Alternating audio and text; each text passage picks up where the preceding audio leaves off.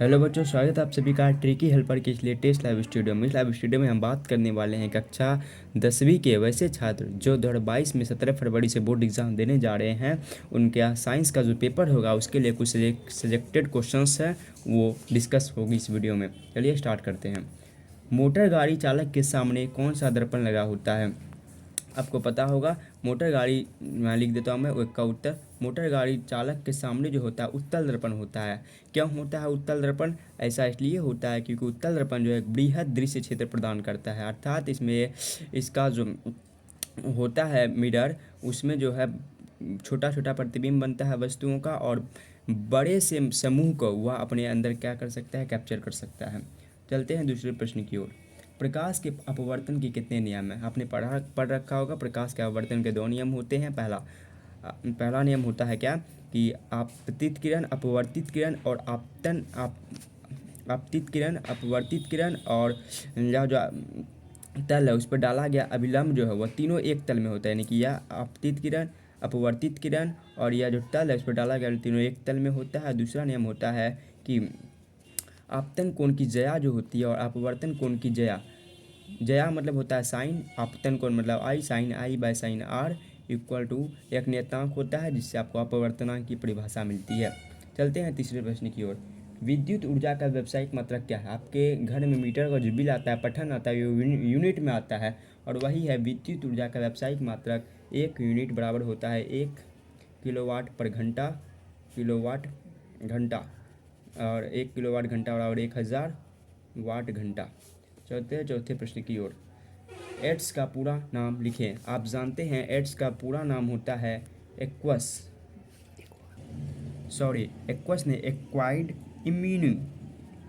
Immune deficiency syndrome. इसका full form है, इसका पूछा गया है बोर्ड एग्जाम में आपका। Acquired immune deficiency syndrome AIDS का फुल फॉर्म होता है। चलते हैं पांचवें प्रश्न की ओर। किस लेंस को आप सारी लेंस कहते हैं? तो आपको बता होगा अवतल लेंस को आप सारी लेंस कहते हैं। अवतल लेंस क्या करता है? यह अवतल लेंस है, यह प्रकाश की किरणों का अपसारित करता है, फैलाता है, इसलिए इसको क्या कहते हैं? आप अपसारी लेंस कहते हैं। चलते छठे प्रश्न की ओर। आवर्धन किसे कहते हैं? वर्णन करें। तो किसी दर्पण या किसी लेंस में प्रतिबिंब की ऊंचाई और वस्तु की ऊंचाई के अनुपात को, तो प्रतिबिंब की ऊंचाई जो है यानी कि हमारा हाइट ऑफ जो इमेज है, और वस्तु की ऊंचाई के अनुपात को क्या कहते हैं? आप आवर्धन कहते हैं। और यह इसके दूसरे शब्दों में आप परिभाषित कर सकते हैं प्रतिबिंब दूरी बटे वस्तु दूरी। ये क्या हो गया आपका? आवर्धन क्षमता यानी एम हो गया। फोकस दूरी और वक्रता त्रिज्या में क्या संबंध होता है? आपको पता है अवतल लेंस की फोकस लेंस जो फोकस दूरी होती है दर्पण की, वह वक्रता त्रिज्या की आधी होती है। आप प्रमाणित भी कर सकते हैं, और इसके लिए आपको वीडियो दिए जाएंगे चैनल पर, जिससे आप प्रमाणित करेंगे कि यह जो आपका अवतल लेंस है उसमें, अवतल दर्पण है उसमें जो है वक्रता त्रिज्या वह दुगना है किसका? फोकस दूरी का। यह क्वेश्चन बोर्ड एग्जाम में 2 मार्क्स या 5 मार्क्स का कभी कभी 10th क्लास में पूछा जाता है, इसलिए आपके लिए बहुत ही इंपॉर्टेंट है। आप आराम से इसको कर लीजिएगा, हमारे चैनल पर इसको अपलोड किया जाएगा। 8वां प्रश्न हमारा, विद्युत आवेश क्या है? आपको पता होगा विद्युत आवेश वह कारक है जिससे विद्युत धारा बनती है। मूल रूप से इसको परिभाषित करने के लिए हम कह सकते हैं कि विद्युत आवेश जो है किसी वस्तु का मौलिक गुण है, और यह 2 प्रकार के होते हैं। एक होता है धनावेश यानी पॉजिटिव, और दूसरा होता है ऋणावेश यानी कि निगेटिव। विद्युत आवेश की खोज बेंजामिन फ्रैंकलिन ने की थी। ये आपको पता है, 3 नंबर का पूछा गया है बोर्ड एग्जाम में। चलते हैं 9वें प्रश्न की ओर। प्रत्यावर्ती धारा एवं दिष्ट धारा में अंतर स्पष्ट करें। प्रत्यावर्ती धारा वह होती है जिसका एक निश्चित समय के बाद जो है मान बदलता चलता है और दिशा भी बदलती है। प्रत्यावर्ती में प्रतिआवर्ती यानी कि उसका जो बदलता है दिशा भी बदलती है और उसका मान भी बदलता है। जबकि दिष्ट धारा जो होती है वह एक नियत प्रदान होता है, यानी कि जैसे जनरेटर से आपको जो प्रत्यावर्ती धारा मिलती है, आपके घर में 220 वोल्ट पर 50 हर्ज का प्रत्यावर्ती धारा आती है। आप जो बल्ब जलाते हैं उस 50 हर्ज लिखा होता है, इसका मतलब है कि वह जो है 1 मिनट में 50 बार अपनी भाषा में भूक वाक करता है, जलता बुझता है। आपको दिखाई नहीं पड़ेगा क्योंकि जो मानव नेत्र है उस पर जो प्रतिबिंब बनता है किसी वस्तु को, वह 1 मिनट का 10वां सेकंड तक स्थिर रहता है, और इसे दृष्टि निर्बाध यानी कि परसिस्टेंस ऑफ विजन कहते हैं। दिष्ट धारा बैटरी से आपको स्थायी धारा प्रदान होती है, घड़ी की बैटरी, वह हो गया कोई दिष्ट धारा। चलते हैं 10वें प्रश्न की ओर। विद्युत जनरेटर से आप क्या समझते हैं, किस सिद्धांत पर कार्य करता है, इसकी बनावट एवं क्रियाविधि का वर्णन करिए। 5 मार्क्स का पूछा गया क्वेश्चन है। विद्युत जनरेटर एक ऐसी युक्ति है जिसकी सहायता से जो है यांत्रिक ऊर्जा को विद्युत ऊर्जा में परिवर्तित किया जाता है, और यह सिद्धांत यह जो है विद्युत चुंबक के प्रेरण के सिद्धांत पर कार्य करता है।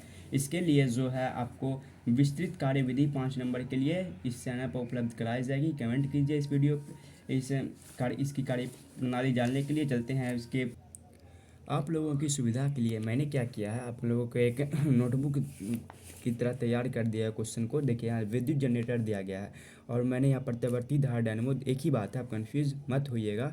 यहाँ पे देखिए प्रत्यावर्ती डायनेमो यानी कि विद्युत जनरेटर इसे कहते हैं। सिद्धांत, बनावट, कुंडली, सर्पी बलय, कार्बन ब्रश। अब इनको अच्छे से देख लीजिए। आप स्क्रीनशॉट लेकर इसको 5 नंबर में उतार सकते हैं, आपको इसमें पूरे अंक मिलने की संभावना है।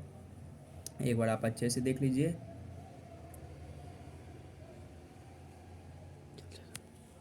अगले प्रश्न की ओर। प्रश्न है हमारा कि चालक, अचालक, अर्धचालक एवं अतिचालक से आप क्या समझते हैं, सो उदाहरण व्याख्या करें। चालक वह पदार्थ होता है जिसमें मुक्त इलेक्ट्रॉनों की संख्या बहुत अधिक होती है। आप जानते हैं जब इलेक्ट्रॉन नहीं होंगे तो चालक का कोई काम नहीं। इलेक्ट्रॉन ही वह कारक है जिसकी सहायता से किसी वस्तु में आवेश का प्रवाह होता है, उसमें विद्युत धारा देखने को मिलती है।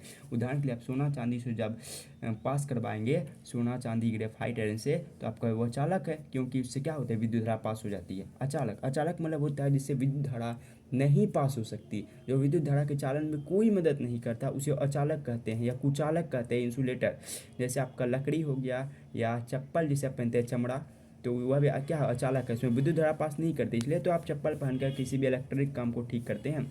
अर्धचालक मतलब होता है जो चालक और अचालक के मध्य हो, जिसकी चालकता, वह अर्धचालक होता है। जैसे सिलिकॉन और जर्मेनियम, या जो है मतलब मेरा मतलब है अर्धचालक सिलिकॉन जर्मेनियम, जिसका उपयोग सोलर प्लेट में हम करते हैं और इस पर मैंने पहले एक वीडियो अपलोड हो चुका है।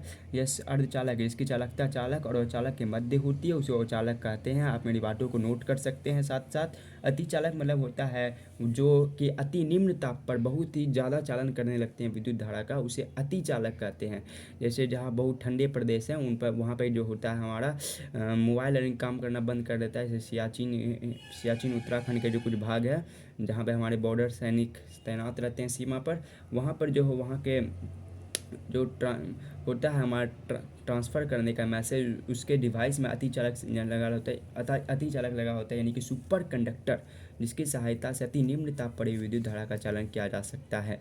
चलते हैं कुछ वस्तुनिष्ठ प्रश्नों की ओर, जो फिजिक्स से रिलेटेड कुछ वस्तुनिष्ठ प्रश्न जो कि बोर्ड एग्जाम 2022 में पूछे जाने के बहुत ही ज़्यादा चांसेस हैं। प्रकाश की किरणें गमन करते, आपको पता होगी प्रकाश की किरण हमेशा सीधी रेखा में गमन करती है। हजामत के लिए यानी कि दाढ़ी बनाने के लिए किस दर्पण का उपयोग करता है, मैंने ऑलरेडी वीडियो बना चुका हूँ कि अवतल दर्पण का उपयोग किया। और वस्तु को हम हजामत बनाने के लिए कहाँ रखा जाता है, वहाँ रखा जाता है अवतल दर्पण के ध्रुव और मुख्य फोकस के बीच। सर्च लाइट का परावर्तक सतह होता है। सर्च लाइट मतलब होता है वही जो टॉर्च के जो बाहरी का जो खोल होता है वो अवतल दर्पण का बना होता है, जिससे बाहरी प्रकाश ज़्यादा क्षेत्र में क्या हो फैल सके। किसका उपयोग खाना बना, जो आप जानते हैं कि खाना बनाने ईंधन में एलपीजी का उपयोग होता है। चलते हैं, डायनेमो यांत्रिक ऊर्जा को किस रूप में बदलता है, मैंने बताया आपको स्क्रीनशॉट लेने के लिए कहा। डायनेमो यांत्रिक ऊर्जा को किस ऊर्जा में परिणत करता है, तो यह विद्युत ऊर्जा आंसर होगा। घरों में विद्युत से दुर्घटना किसके कारण होती है, तो शॉर्ट सर्किट, फ्यूज तार, उच्च धारा प्रवाह, और इनमें से कोई नहीं। आपको ऑप्शन दिए गए हैं तो उच्च धारा प्रवाह इसका सही आंसर होगा। आपको ज़्यादा अगर वोल्टेज दे देते हैं तो आपको ज़्यादा धारा हो जाती है, जिसके कारण शॉर्ट सर्किट होता है। आँख व्यवहार करता है, आँख जो है उसमें उत्तल लेंस होता है, जो उत्तल लेंस की भांति व्यवहार करता है। यह रेटिना और किसी वस्तु का वास्तविक और उल्टा प्रतिबिंब बनाती है। क्वेश्चन आ चुका है 2022 के ही 12th के एग्ज़ाम में कि आँख पर बना वस्तु का प्रतिबिंब कैसा होता है, उल्टा होता है और वास्तविक होता है। तो आज रहने देते हैं इतना ही, कल करेंगे केमिस्ट्री का चर्चा, और पूरे केमिस्ट्री की 2022 के एग्ज़ाम के लिए एकदम फाइनल तैयारी चल रही है। आप अभी सब्सक्राइब करें और लाइक करें हमारे चैनल को। Thanks for watching and subscribe our channel.